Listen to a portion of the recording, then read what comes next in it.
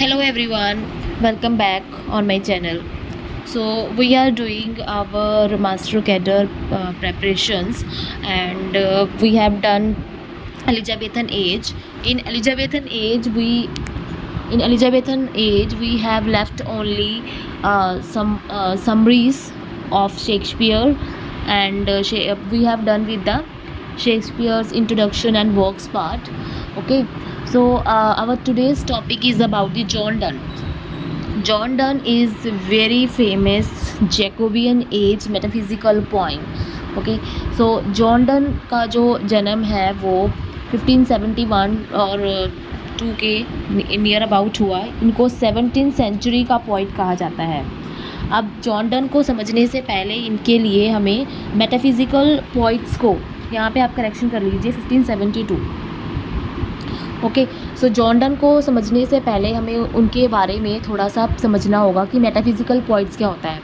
उसके बारे में मैं अभी अपनी एक शॉर्ट वीडियो डालूंगी, उसमें मैं आपको मेटाफिज़िकल पोइम से रिलेटेड और मेटाफिज़िकल पोइट्स से रिलेटेड जितने भी इम्पॉर्टेंट एस्पेक्ट्स होंगे वो हम उसमें डिस्कस कर लेंगे। ओके, इसमें हम सिर्फ जॉन डन के बारे में पढ़ेंगे। जॉन डन का जन्म बर्थ डेट जो है वो 1517 के नियर अबाउट मानी जाती है, और उनका जो डेथ डेट है वो 1631 है। He belongs to 17th century. He is called metaphysical poet. He is of Jacobean age. तो ये लाइन जो है हमारे लिए बहुत ही इंपॉर्टेंट है। इनमें से डायरेक्ट क्वेश्चन बन सकते हैं हमारे लिए कि he belongs to which century, he belongs to which age, he is fall in which category poets.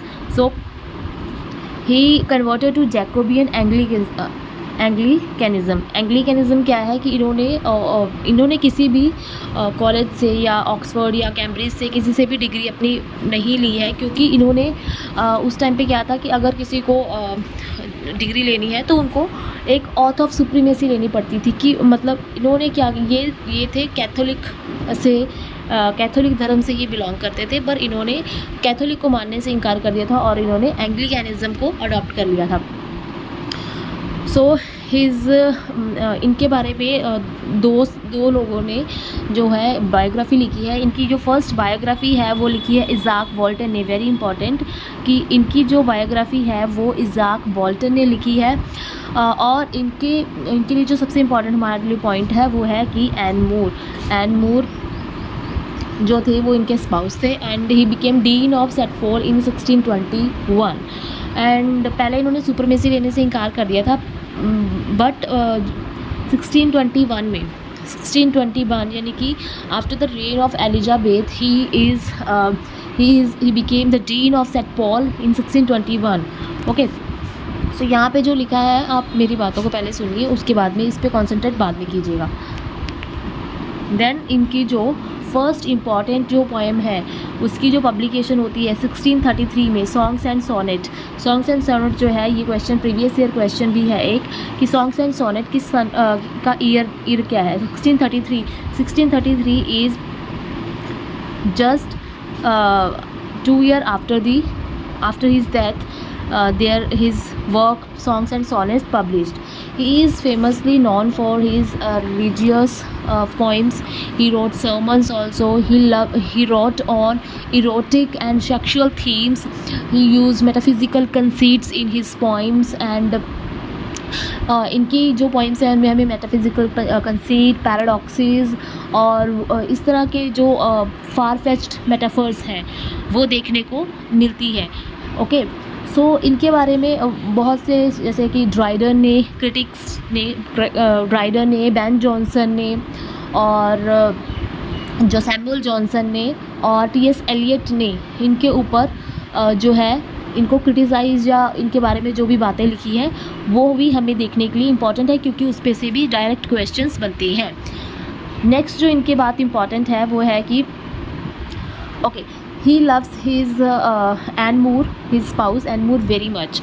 And इन्होंने इनके साथ में शादी की थी बिना किसी को बताए, इन्होंने चुपके से शादी कर ली थी। और इनके नियर अबाउट 16-17 ऐसे ही मैंने पढ़ा था कि इनके बहुत से चिल्ड्रन थे। तो इनकी वाइफ की जो डेथ थी वो इनके बच्चे को जन्म देते हुए ही उनकी डेथ हो गई थी। ओके, सो उनके मतलब वो उनसे बहुत ही ये प्यार करते थे। तो इन्होंने उनके लिए इनको एक जो सोनेट नंबर 17 है, सोनेट नंबर 17 है जो इन्होंने इनको एड्रेस किया था उसमें। Okay, he lament on the death of his wife and he addressed that 17th sermon of a poem, जिसमें कि no man is on island, इस तरह से करके उन्होंने एक लाइन है उसमें उन्होंने उनको एड्रेस किया है। ओके, इन्होंने, मैंने जैसे कि बताया, इन्होंने बहुत सी रिलीजियस पोइट्रीज़ लिखी थी। रिलीजियस पोइट्रीज़ जो थी होली सोनेट्स कहा जाता है उनको। And him to the God father, और वो भी पब्लिश 1633 में हुई है। And he wrote in total 160 sermons। इनकी जो पाई जाती है, जो हमें मिली है कि संख्या 160 जो है, इन्होंने सोनेट्स जो हैं वो लिखे थे। ओके, एक इनके बारे में, इनकी बायोग्राफी से रिलेटेड एक बहुत ही इम्पॉर्टेंट बात ये है कि he is his mother's name is Elizabethan Heywood. And Heywood से हमें पता लगता है कि एक जो इंटरल्यूड लिखते थे, बहुत ही फेमस जॉन हेवुड थे, जो लिखते थे, उनके ये नाती थे। ठीक है, इनकी मदर उनकी बेटी थी। So he is somehow related to literary background also. And इनकी एक जो ये पोइम है, यहाँ से ये क्वेश्चन एक बनता है। बाइथेंटियस जो है, इनका एक वर्क है, उसमें इन्होंने सुसाइड के बारे में, मतलब सुसाइड को इन्होंने डिफेंस करने की उसमें कोशिश की है। ये एक उनका इम्पॉर्टेंट वर्क है जो कि फिर इनका जो हॉली सोनेट्स इन्होंने लिखे हैं उसमें इन्होंने death not be proud, very important point, उसमें हॉली सोनेट नंबर 10 है उसका, और उसमें उन्हें डेथ नॉट बी प्राउड के बारे में लिखा है। उसके बाद में इनकी जो एक वर्क है, 2 एनिवर्सरीज़।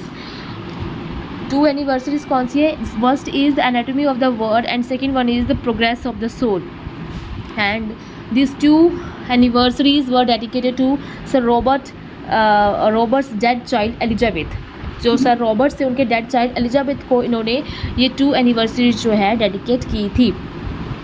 इनकी एक पोइम है जिसका नाम है द फ्ली, और जो द फ्ली है वो डेडिकेटेड है। इसके हम वर्क्स को एक बार इंपॉर्टेंट चीज़ें देख लेते हैं, फिर हम इनको क्रोनोलॉजी में भी एक बार इनके सारे वर्क्स देखेंगे अभी। ओके, सो द फ्ली जो है वो एक इरोटिक मेटाफिजिकल पोइम है in which he talks about the sex, erotical scene, sensual imageries. He use that far-fetched metaphors and conceits in that poem. Okay, so to his beloved। And again canonization भी एक poem है जिसमें कि इन्होंने platonic love की बात की है। उस पोइम को इन्होंने 5 स्टैंडर्स में लिखा है। अभी एक बात इंपॉर्टेंट जो ये है कि ये जो डन है ये हमारे मास्टर्स के सिलेबस में या फिर बीए के सिलेबस में इनकी पोइम्स बहुत देखी जाती हैं।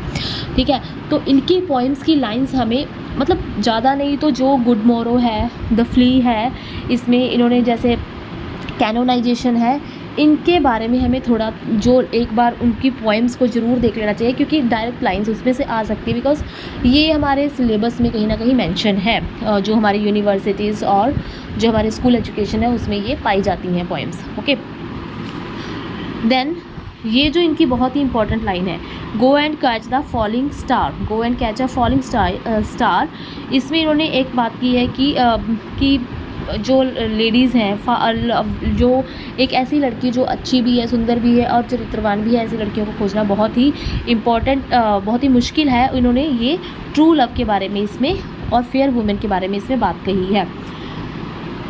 ओके, सो इनके बहुत से इनको मोनार्की विट कहा था, इनको मोनार्की विट भी कहा जाता है, इनको एलिजाबेथन ब्राउनिंग भी कहा जाता है। इनकी सब्जेक्ट्स के बारे में मैंने आपको पहले ही बता दिया है। उसके बाद में हम देख लेते हैं कि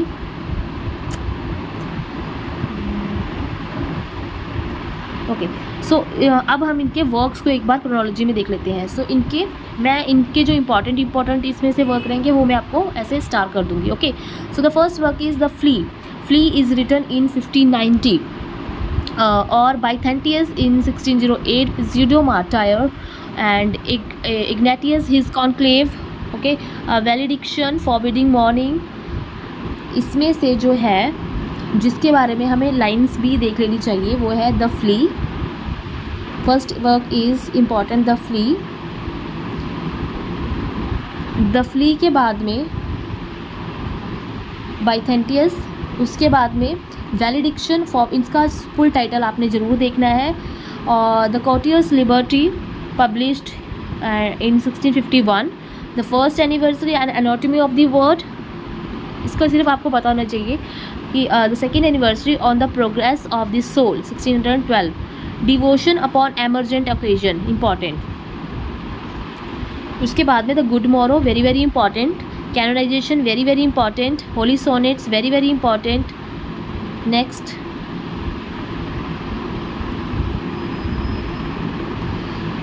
as due by many titles, death not be not proud, very important. 1633. The sun rising is also important. The dream, elegy to his mistress going to bed. Better my heart, 3 present gold. Poems in 1633. Juvenile on certain paradoxes and problems. Sermons, 50 sermons. इसका आपको ये पता होना चाहिए. And essays in divinity, letters to several persons of honour. And a hymn to God the father. Okay, hymn to God the father. इसके writer यही है. इसका कुछ हमें मतलब पक्के सबूत नहीं मिले हैं अभी तक कि हाँ इसके राइटर यही थे, बट ये अभी एक hymn to God the father, ये इनको ही डेडिकेटेड की जाती है. अब कुछ और इम्पॉर्टेंट पॉइंट्स जो इनके बारे में कहे जाते हैं कि इनकी जो स्टाइल था राइटिंग का वो कैसा था. अब इनके बारे में ये कहा था इन्होंने मेटाफोर यूज़ करते हैं. इनकी थीम्स जो होती थी बहुत ही कॉम्प्लेक्स होती थी. ऐसा कहा जाता है कि ये शो ऑफ करते थे अपनी लर्निंग का. मेटाफिजिकल पॉइंट्स जो थे ये अपने आप को दिखाते थे कि हमें साइंस फिज़िक्स के एग्जाम्पल दे के ऐसे मतलब शो ऑफ करते थे. इनकी जो ओपनिंग होती थी वो ड्रामेटिक होती थी और इनकी एंडिंग जो होती थी वो अब्रप्ट होती थी. ओके, देन इनके बारे में जो इम्पोर्टेंट पॉइंट रहेगा वो ये था कि इनकी जो पोइट्री है उनको हम 3 पार्ट्स में डिवाइड कर सकते हैं. एक तो ये बॉडी और सोल के बारे में बात करते थे, फिर ये सोल और गॉड के बारे में बात करते थे, फिर ये मैन एंड हिमसेल्फ के बारे में इनका कंट्रास्ट दिखाने की कोशिश करते थे. इनकी जो पोइट्री को हम डिवाइड करते हैं अमोरस, मेटाफिजिकल और स्टायरिकल, ये हम कह सकते हैं. No man is an island, ये जो लाइन है ये मेडिटेशन 17th पार्ट में कही गई है. इनके बारे में एक बहुत ही फेमस लाइन जो इन्होंने जब इनको कुछ मतलब इनको ना किसी पोस्ट से रिज़ाइन मतलब देना पड़ा था, तो उसमें इन्होंने अपनी वाइफ को एक लेटर लिखा था. उसमें इन्होंने एक बहुत ही फेमस लाइन लिखी थी जो कि बहुत फेमस है. तब ये थोड़े से निराश थे. इन्होंने उसमें लिखा था कि John Donne and done undone, जो कि एक लॉस्ट इन्होंने एक पोस्ट किया था अपनी वाइफ को, उसमें इन्होंने कुछ ऐसा लिखा था जो कि बहुत ही फेमस है. Okay, then important point is कि थॉमस क्रेन एक थे. थॉमस